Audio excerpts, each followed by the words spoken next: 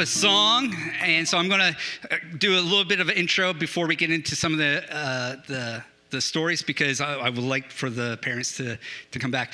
We had a team that was sent from the church, and we kind of put the plea out there to anyone who was interested. These were the brave souls who said, yes, send me. And so myself, and then Nicole and Ludi German. We have John and Lisa Andrew, Deborah Nickerson, Laura and Luke Callahan, and John Frost. And so we were the few that went from the church. We were also joined by CBM. That was our partners. Chris Johnson, who is our Atlantic rep. He just lives here in the Valley, and he was able to come with us and be a part of the team. But we were hosted by Andre Simbomana, and he is the team leader for all of Africa, but he lives in Rwanda. And so we were fortunate enough to have him host us for the 2 weeks and being our interpreter, kind of guiding us through all the different experiences. And we were blessed also to be joined by Reverend Gatto, who also serves with CBM. And he brings a lifetime of experience and wisdom. And Laura will share a little bit about some of the things he helped us process, because reconciliation is something that Rwandans had to really focus on. And as we kind of experience that, we reflect of like, God, how do we reconcile our differences with other people? And so these three gentlemen were a blessing to us, and we are excited. And you know what? I say this, like, when I see the pictures of these guys, and when I see the team members, like, you know, at church, I'm like, hey, remember when? And it's just this excitement, and they might just be pictures. I pray that as we get telling these stories, that you were like, oh my goodness, I want to learn more about what they're doing, because we get to partner with them in mission. So that's their team. I'm going to invite Laura to, actually before that, we had a fundraiser, and we had a lot of different items to bid on. And one of the items was, hey, who would bid on an item that is not here, but we will bring back a care package as a team? And so there was one bidder, or not one bidder, there was one person who won the bid. And so I want to just ask Ula Izumizu, you're from Nigeria. I can barely speak English. Ula, would you come up? We have a little basket that we wanted to give you from the team, and say thank you for, blessing us with the winning bid.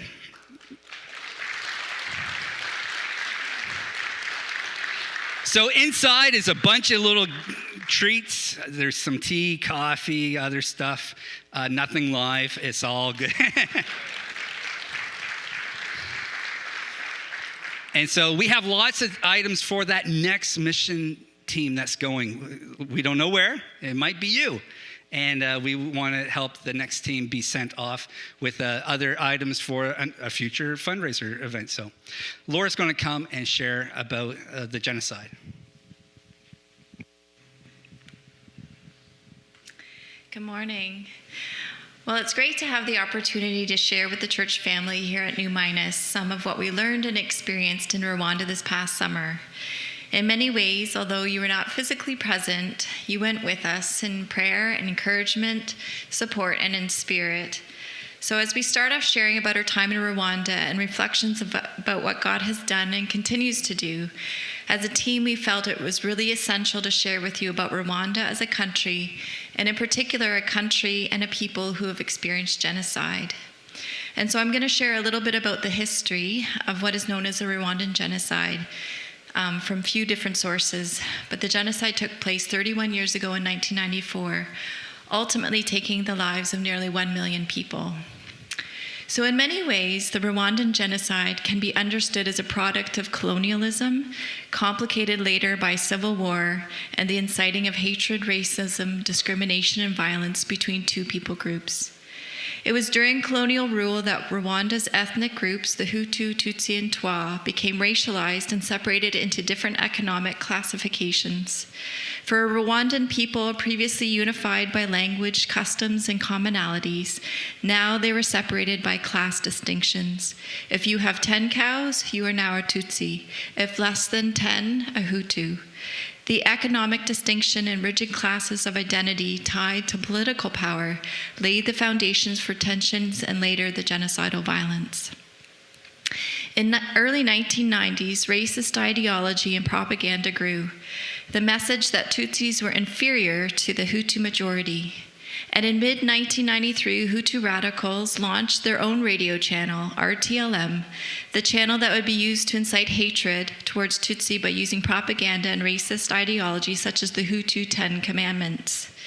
Tensions grew, leading to a 100-day period between April and July 1994, where nearly 1 million ethnic Tutsis and moderate Hutu were killed as the international community and the UN peacekeepers stood by. It wasn't for lack of knowledge of the violence that was coming, but with implicit knowledge of what was to happen. In fact, it might be a name that's familiar to us in Nova Scotia. In Halifax at Dalhousie, there's the Dallaire Institute of Peace. But a Canadian UN peacekeeper, Romeo Dallaire, in December 1993, went in front of the UN to plead for more troops. 2,000 people will quell the rising violence and tension, he believed. But instead of increasing the troops, the UN withdrew the numbers to just over 200. The cost and complicity of inaction was staggering. To truly understand the cost and the impact of the Rwandan genocide, you need to rethink the ideas of victim and perpetrator. Those who perpetrated violence were mostly civilians and often acted in different categories of victim, perpetrator, bystander, and rescuer, acting as a rescuer one moment and a perpetrator another. Although the genocidal victims were Tutsis, both groups were subject to mass violence, torture, and rape. So that was a little bit of the synopsis of what happened in 1994. But I wanted to share my reflections that I wrote down shortly after visiting the Kigali Genocide Memorial. Visiting the memorial had a significant impact on me, and I know many of the other team members as well. So this is just kind of what I thought right after. Today held many surprises, some anticipated, some unexpected, some so deep both in surface and depth that will be hard to wrap my mind and heart around, as I am unsure how to embrace something that feels impossible to know and too costly to forget. Today we visited the Kigali Genocide Memorial, a resting place for 250,000 of the 1 million victims of the 1994 genocide violence. It was a tribute to the lost and an education for many who know little beyond the media portrayals and Hollywood depictions. And yet, as you wind your way through the various rooms of the memorial, there is what feels to be the unwinding of a complex history, a knot that is loosened, the threads that were entwined, and examining each of them, one by one, root causes that contributed and catalyzed the events and the actions of senseless slaughter of mothers and fathers, children, sisters, brothers, elders, and infants, neighbors, and friends. The memorial told the stories in history, in word, in picture, in narrative, in weapons, in clothing, and bones.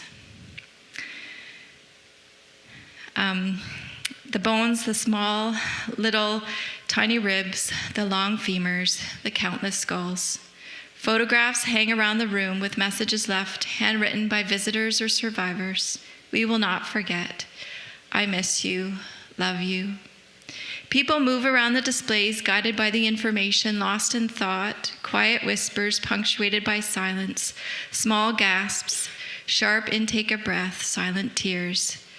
The children's room is the last room, drawing you to look upon the pictures and the images of some of the youngest victims of such brutality.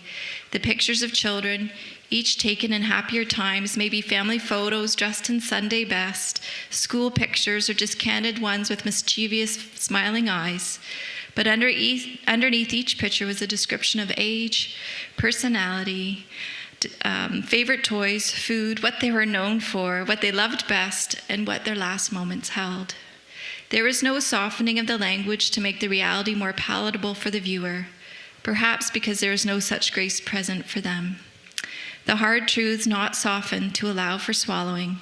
It is a rock that sinks into the gut, heavy enough to stop you in your steps, not wanting to move forward to see the next picture, and yet feeling compelled to see each of these children, to look at their faces, to read about their life, to not abandon their legacy as they were abandoned in life into the hands of evil. I come outside and adjust my eyes to the sunlight. It takes a minute for both my vision and my heart to reconcile to the present. My mind is full, but there are also no words available to say. I see the others sitting in solitude and contemplation, Luke with his head down, Bible open, maybe searching for the only words of comfort that can be found. Along with the retelling of the Rwandan genocide, the memorial also highlighted the shared history of genocide with other nations, Sudan, Namibia, Kosovo, the Jews in World War II, and we could add a few more. One of the exhibits strikingly lays out the conditions that allow for such brutality as a warning.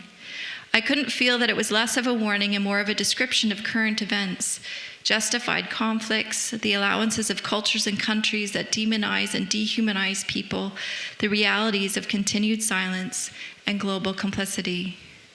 Andre says that it's important to understand this history, for how can you truly understand a people or their needs if you're not aware of the events that have shaped them? The realities that they have faced, the distrust of aid and international peace when aid turned away in their darkest hour, the distrust of religion and faith communities when some churches were places of torture and others places of refuge. But which to trust? What family or friend may be your ally or traitor? I catch myself looking at people, counting back 31 years and wondering, were you there? Did you lose somebody? What did you bear witness to? 1 million people over 100 days accounts for 10,000 people a day being killed in a land half the size of Nova Scotia. Something unimaginable, and yet unbearably I wonder if it's repeatable. Amidst the dark retelling, there is also a narrative of hope, of wrestling through grief and loss into a place of forgiveness and reconciliation. The shared reality that in order to leave violence behind, the only way to forge ahead is through a path of forgiveness. Description of the restorative practices, rebuilding the country, opportunities for repentance and penance, rejoining of life into history that was broken, now in the process of healing and restoration. This I also can't imagine, and yet I can see it. I can hear it as I listen to Andre and his animated dialogue share some of his recollections of the time. We return to the Solace Guest House. It is well named, Solace, to provide comfort in a time of grief or distress. The guest house also serves as a treatment center for victims of trauma. I think of those who I meet in Nova Scotia, the refugees that I have known, who have had similar experiences, who are now in front of me in clinic, in life, in community. Can I provide, whether in word or deed or care, any kind of solace, a place of safety or haven of peace? Ultimate solace can only come from Jesus, but a reflection of it perhaps. It feels arrogant to even think that one could imagine to help. And yet, I think and continue to contemplate some of the realities shared in the memorial. Genocide is not one action, but many cumulative ones. And healing perhaps is also similar. Little actions, small kindnesses, offers of safety, measures of friendship, acts of love. So those were just a few of my thoughts after that first day. But as I reflect on my time in Rwanda, and much of it was marked by this greater understanding of the genocide and suffering, but also the peace and reconciliation. In addition to Andre, who led the team, we were joined, as Pastor Al mentioned, Reverend Gatto, who is the CBM Peace and Reconciliation lead in the country.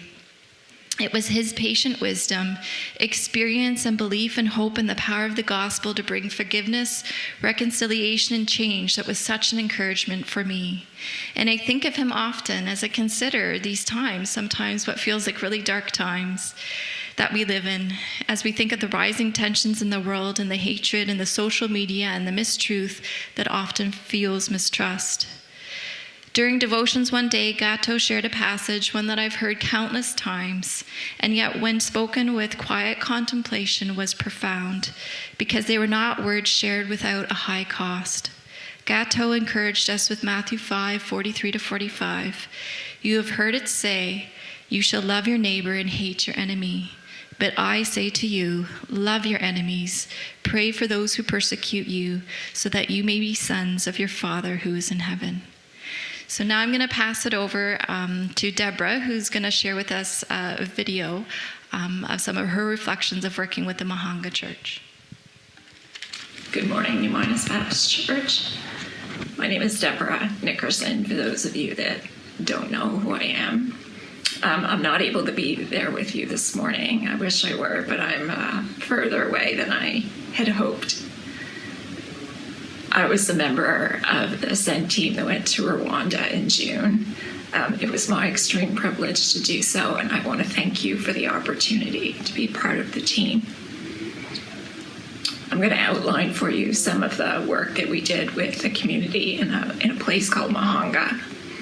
It was a new church that was being built in that location. There was an established church community there, but they've been working for 10 years to build a new building. We were helping with laying the floor tile. One of the things that stood out for me is the patience of these people in this congregation in building a church, raising the funds, laboring together, praying for it to see the completion. And I would wonder if here in Canada we would have that kind of patience over 10 years to undertake such a project. Anyways, we traveled to Mahanga. It's south of Kigali, which is the capital. And we joined with the community there in laboring around the floor tile.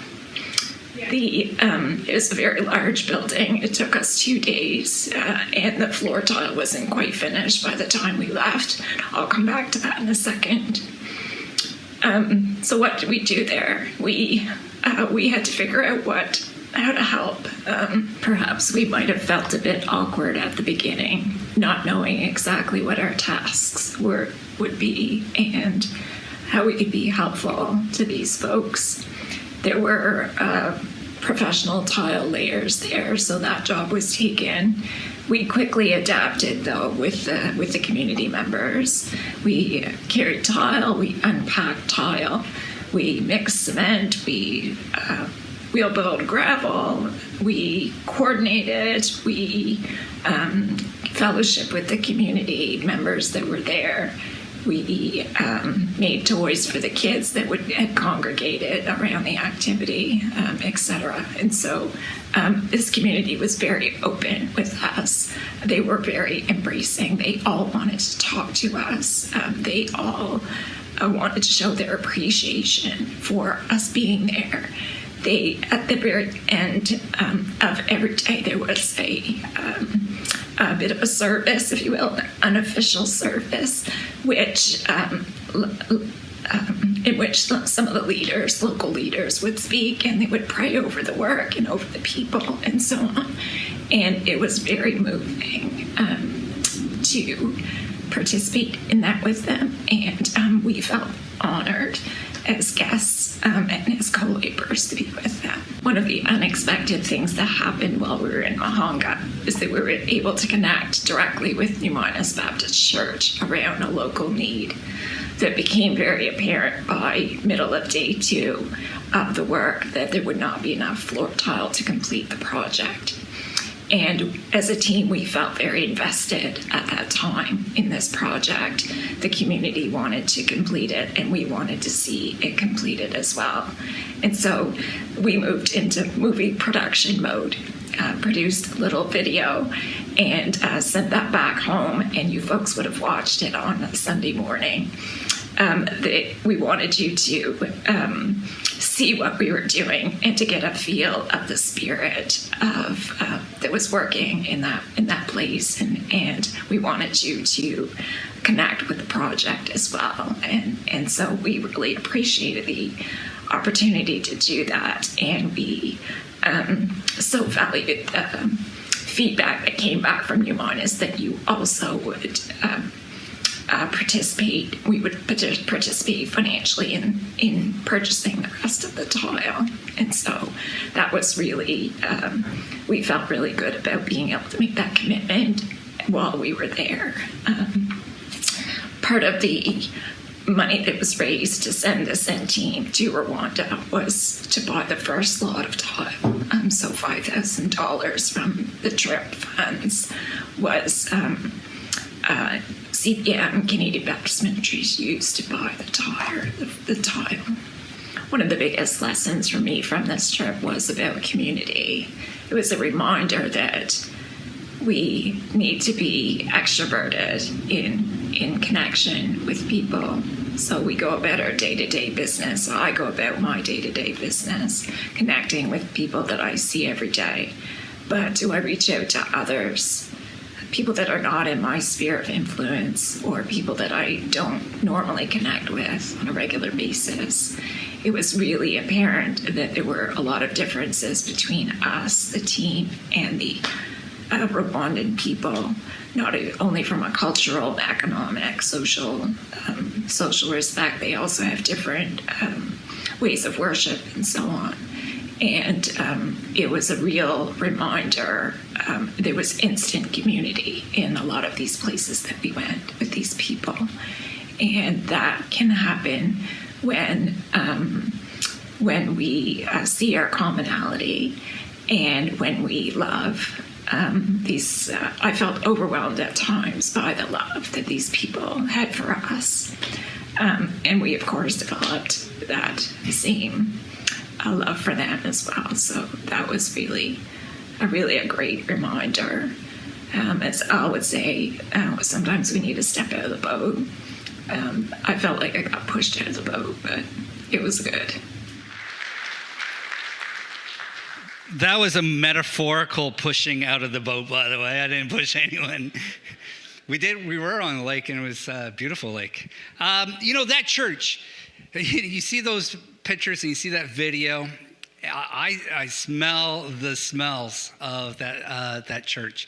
And one of the things that was a delight to us who were serving, it was apparent, like she said, at this mid-second day, and we were only there for 2 days, that we didn't have enough tile. And we're like, what do we do? We're like, we just say, all right, blessings. And like, we go on to the next thing. Like, no, here's this church that's been struggling for 10 years to meet a certain code for them to open up. And that was one of the things that we learned in Rwanda was that a lot of the churches were closed because government put guidelines on public buildings to meet a certain code. And we have them here too. Like, it's not that outrageous, but what was outrageous was some of the requests. But this church, they needed tile, and we only had so much for so much of the space. So we put the plea back to you guys, and we were such encouraged by your response because it felt like we were part of it together. It wasn't just us, and we saw the need. Like, we felt like as New Midas Baptist Church, we were there helping them with tile. And let me tell you this, it's not about the tile. It was never about the tile.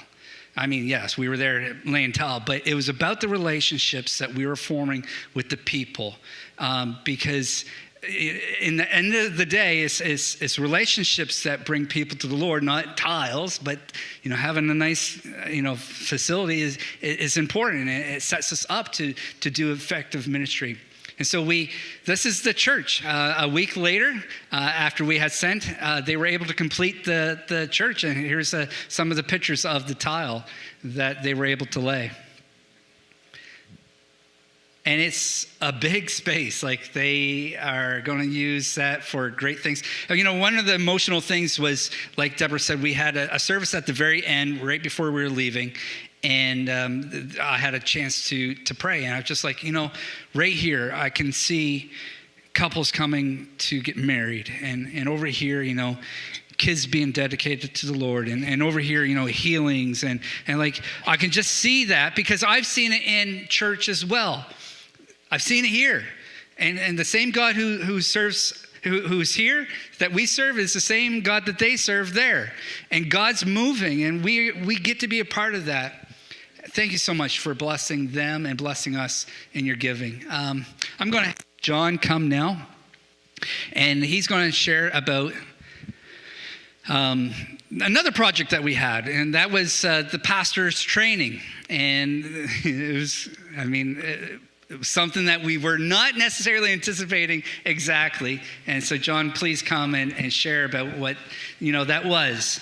And I said this in the first service. Let me repeat it again. It was a joy to have you. It really was. Joy to be there. So John was our unofficial photographer, and he sat up front, and just as we were going through communities and people were like, Wazungu! That means white people. Kids and adults too, it'd be they're doing something and they're like, what? and just and screaming. And John's like, hey! So it was great to have you on the team. John, what happened at the workshop that we led for the pastors? Right. So we got this notice that we were going to be doing this really, really late. And so we just knew a little bit that there was going to be about 30 pastors there. And it was a 2-day workshop that we were asked to prepare. And so with limited time, Al came up with the idea to use the Purpose-Driven Church by Rick Warren as a framework. And there are 5 pillars in that: evangelism, fellowship, discipleship, ministry, and mission. And so that's what formed the basis of what we were doing. One, it was kind of easy and familiar, but also we came to find out that Paul Kagame, the president of Rwanda, was so inspired by that book that he invited the Saddleback Church, that's the church that Rick Warren leads, to come to Rwanda and facilitate and lead to creating the very first purpose-driven nation. So it just felt really good for us to be using that. Pastor Al was the one that facilitated the time there, and Andre, who you saw in picture there from CBM, he was our interpreter. So it would be one sentence from us, one sentence from him, and that kind of made it stretch really, really well, and gave us time to interact in between. We worked in pairs to prepare, so each of those pillars, we would work on 2 of them, and then with another pair from the group here, and kind of deliver those lessons with the pastors. And then every day we got to share tea and lunch with everybody there. It was just a great time of fellowship. Yeah, it really was. And you say I facilitated. I did very little, actually. They did all the teaching, and it was exciting because here we were not knowing exactly what their struggles were as pastors in the culture. And who are we to go and say, this is what you need? So we're just what's good for us? Because a lot of the stuff that we were teaching, we have incorporated into our own, membership and teachings here. And so it's why don't we just scrape off what we have on our plate onto their plate? And it was very encouraging to share. And you guys all did a fantastic job. What stood out to you, John, from the training? I think the thing that you brought up earlier, only 2 of about 90 churches in this whole southern region of Rwanda were open, the physical buildings themselves. And it wasn't always apparent what the issues were. There were these building codes, but they would have an inspector come, some government official, and he'd say, okay, look, you need to do A, B, and C. They do A, B, and C, but then a completely different inspector would come along the next time and say, oh, no, those don't matter. You need to do D, E, and F. And so there was kind of this always moving target for them. And we also came to find out that at least one pastor told us that even beyond just these restrictions or regulations, they were also prevented from meeting online at times, and that just that led spoke to a more concentrated persecution of some sort that was going on there. But in the midst of all this, what struck me was that the pastors never complained. There was never any negative feelings towards this. They were all there. They were just joyful to be gathering with us, and they were keen to innovate, find new and different ways to be able to engage with their communities. And so that was really impressive.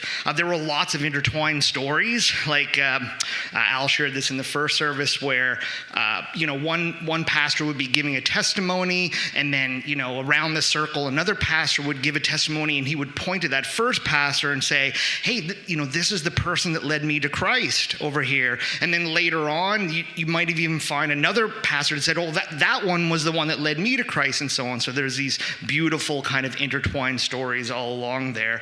The meal times were all fantastic, like I said earlier. And then there was this one special thing that happened at the end, where we got to see the fruits of some of the things that we brought there. We brought along a bunch of neckties, and thank you for anybody that donated some of them. But we donated them to the pastors. They love ties. They love wearing ties. But we didn't realize that a lot of them didn't know how to tie ties. So we got to kind of come alongside them and help them tie the ties like right on their necks and so on. And that was like really, really special. Yeah. Yes. Some might think that we should be wearing ties today. The church or the dancing that you saw, that was an outdoor service of a church that was closed. We weren't able to be inside, but we were outside worshiping. And, you're right. They were so grateful to just get together and worship. And you didn't hear them complaining about the regulations and restrictions. And it felt very similar to the time of COVID for us. Mm-hmm. God will use it to strengthen the church, I pray. What did you learn from this experience, John? I think, like Deborah said, getting kind of out of the boat, like everyone was really, really stretched, especially us like non-pastors. The task was, pretty heavy, right? Thinking, okay, like we're here. I don't feel worthy or equipped at all to be training other pastors. But I think I really learned that it's only where we end that God really can begin. And so that was like a great thing to be stretched like out of our comfort zones. I think that we got to really witness resilience and reconciliation in action. It might be hard to conceive, but some of these pastors might not have been on what we would call the right side of history here, but they had to learn to rebuild relationships and build new faith communities outside of this. I also think that encouragement really matters. We were there not to give some deep theological training. They were well versed in their Bibles. We were there more to come alongside them, share our own stories, listen to their testimonies, and just be an encouragement with and among them. And I also felt a personal calling in some senses. I work and travel a lot internationally, but this was the first time that I'd done so in a missions context, and I really do want to do something like this again. Yeah. So why should we, New Minas Baptist Church, care? What now for us? We're hearing these stories. Where can we go with that? Well, as Luke will share later, there's plenty of opportunities to serve, and we're kind of called to do this. But what I would say is be open to being outside of your realm of expertise, or certainly be open to God's gentle nudge out of your comfort zone. I think that we really need to pray for these pastors. Can you imagine not being able to meet for months, maybe even years at a time, and how that could be very, very discouraging and challenging? And so, pray for these pastors, pray for that nation that God will move in ways that they can gather together again for worship in churches. One of the books that we used to prepare was called Helping Without Hurting, and I think that is a great thing that we could learn from. I know it changed my own thinking around missions, the historical kind of way of thinking where it was a little bit more paternalistic. Hey, we're going to come in, help solve your problems. It really turned that on its head, and it really emphasized how much encouragement and coming alongside and listening rather than speaking and so on was really, really critical. So I'd encourage people to kind of dive into that. And then finally, we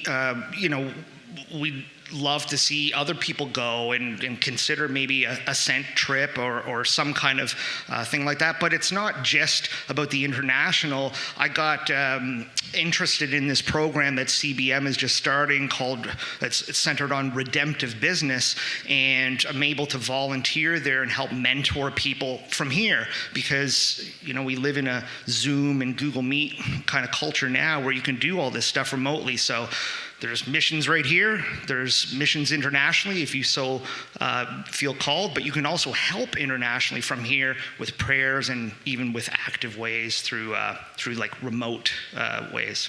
Yeah, I'd like to think that there's some here today that God's kind of nudging you, saying, "Hey, I want you to go on mission," and you might be like, "No, that's too much for me." I want to encourage you, to come talk to myself, Pastor Daniel, one of the team members, just like, how do you know that God's calling you? Well, we can share our experience, and God's going to use this to feed the next mission trips, whether it's, impromptu mission trips locally or globally.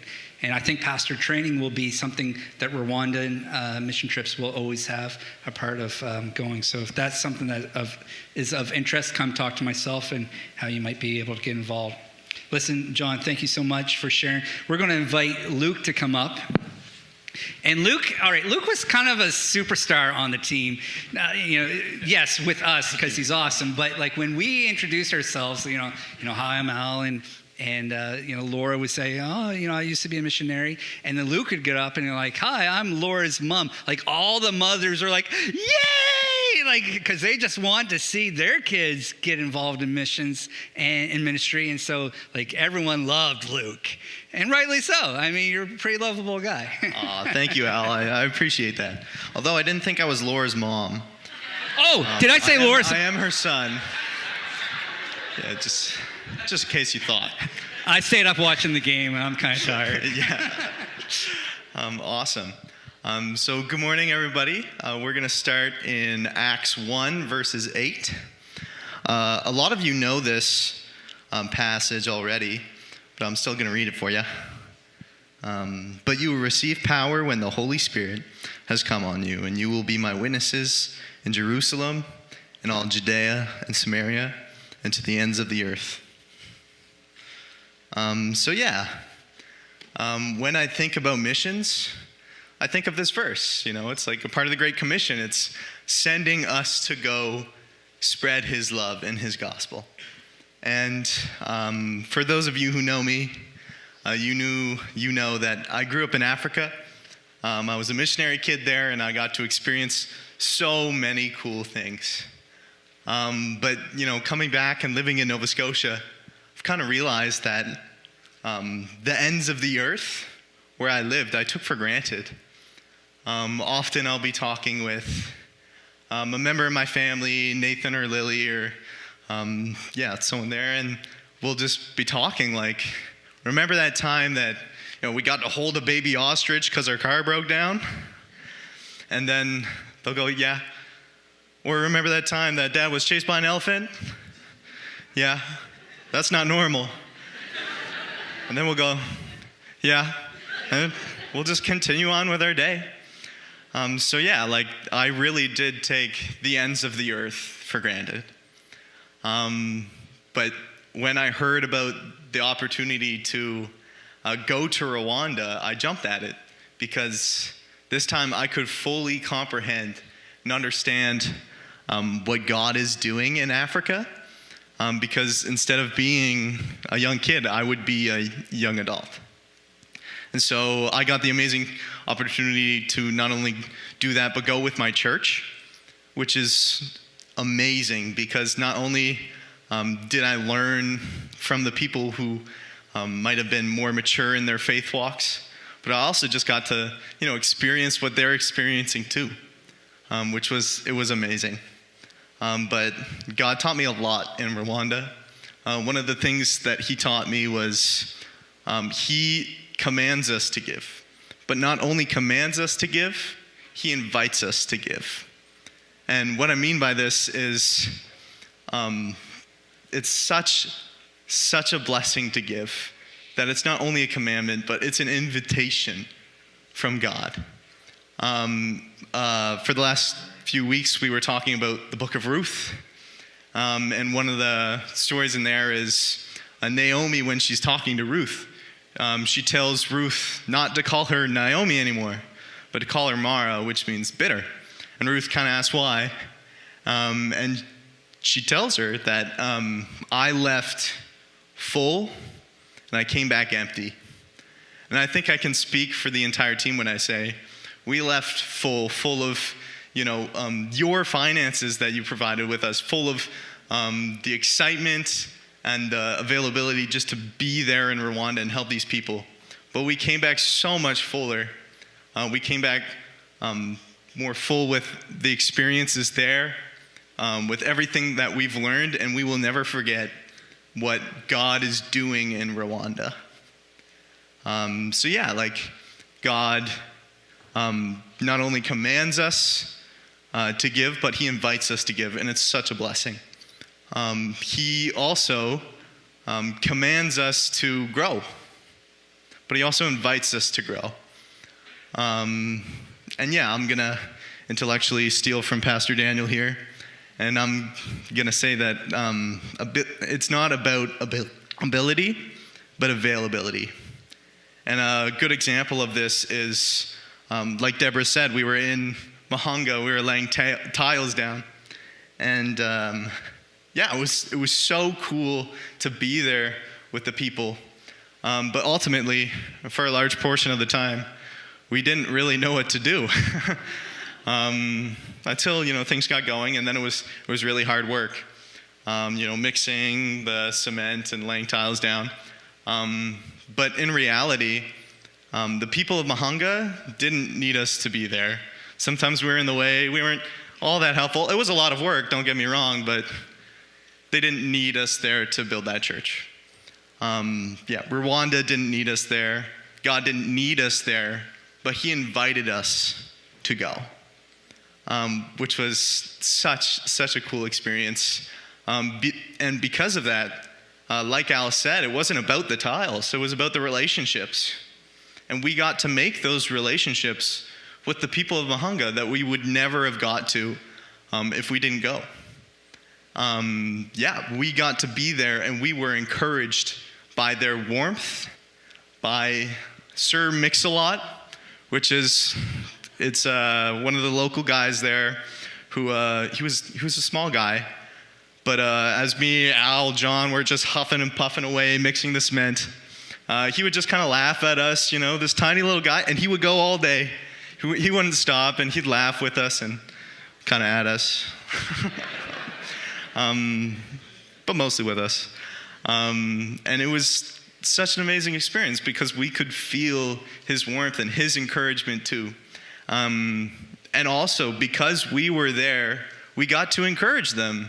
They were so encouraged by, our presence there that they couldn't help but smile. And I found that such a blessing. So God not only commands us to grow, but he invites us to grow. And it's such a blessing. I'm going to steal from Pastor Daniel again. And I'm going to say that, we are better together. And as the worship team comes this morning, I just want to leave you on this last thought.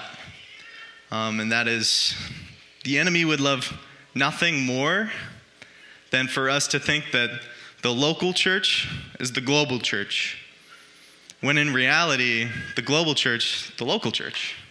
And a lot of you are thinking he just said the same thing twice. I did. But what I mean by this is New Minas Baptist Church is an amazing, amazing church. I grew up in this church. I've walked my faith walk in this church. I've grown so much in this church. But it becomes a danger to me when I think it's the only church. When I think it's the capital C church. When in reality, the global church is the local church. It's all the local churches. It's the local church in Rwanda. It's the local church in Kentville. It's the local church in New Minas. It's all of them together that make up the capital C big church. And so I started with Acts 1 verse 8. And I'm going to end on it too, because coming back, I realized not only did I take the ends of the earth for granted, but I took Samaria and Jerusalem for granted too. I took the ends of the earth for granted, but I also didn't realize that I could live a missional life here in New Minas Baptist. It's not about going to the ends of the earth. It's about living that missional life in the areas around you. So you might not feel called to go to Rwanda or other places, but you are called to live your missional life in Kentville. Maybe your Samaria's Kentville. Maybe your Judea's Wolfville. Maybe Jerusalem is your workplace and your school. And we are called to live that life, and we are invited to live that life. Dear God, I just want to thank you for all these amazing people who are gathered today, God. You know each and every single one of them, and you love each and every single one of them, God. I thank you that you are the same God here as you are the same God in Rwanda, God. Lord, I thank you for all the people there. I thank you for Reverend Gatto. Lord, I thank you for Pastor Andre. Lord, and the blessings they were when we were there. Lord, I thank you for all of your local churches and how you're working through each and every single one.